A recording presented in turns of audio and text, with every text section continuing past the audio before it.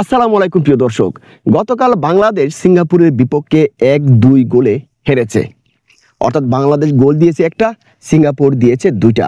এই বাংলাদেশ যে সিঙ্গাপুরের বিপক্ষে ম্যাচ হেরেছে, এর জন্য বাংলাদেশি কোনো সমর্থকদের মন খারাপ হয়েছে? না, কোনো আফসোস নাই, কোনো মন খারাপ হওয়ার কোনো কারণ নাই। কারণ বাংলাদেশের খেলা দেখে সবাই মুগ্ধ হয়েছে। এমন বাংলাদেশই তো সবাই চায়। আগে যখন খেলা হতো, খেলার আগেই বাংলাদেশ হেরে যেত, কারণ জয়ের কোনো সম্ভাবনা ছিল না। কিন্তু গতকাল সিঙ্গাপুরের বিপক্ষে বাংলাদেশ শেষ সেকেন্ড পর্যন্ত লড়াই করেছে এবং ম্যাচ সমতার জন্য তারা চেষ্টা করেছে। প্রিয় দর্শক, 92 মিনিটের সময় একটা পেনাল্টি হওয়ার সম্ভাবনা ছিল, কিন্তু রেফারি সেটা পেনাল্টি দেন নাই। যদি পেনাল্টি হতো তাহলে ম্যাচ সমতায় থাকতো 2-2-এ, কিন্তু আমাদের নসিবে নাই। আমাদের নসিবটা খারাপ ছিল, যে কারণে রেফারিও সেটা ফলো করেন নাই। তাই বাংলাদেশ সেই পেনাল্টিটা পায় নাই। এটা দুঃখ করার কিছুই নাই। এই বাংলাদেশকে নিয়ে স্বপ্ন দেখা যায়। এই বাংলাদেশ অনেক দূর এগিয়ে যাবে।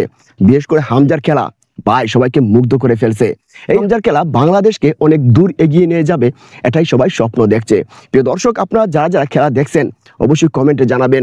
দেখা হবে নতুন কোনো ভিডিওতে। খুদা হাফেজ।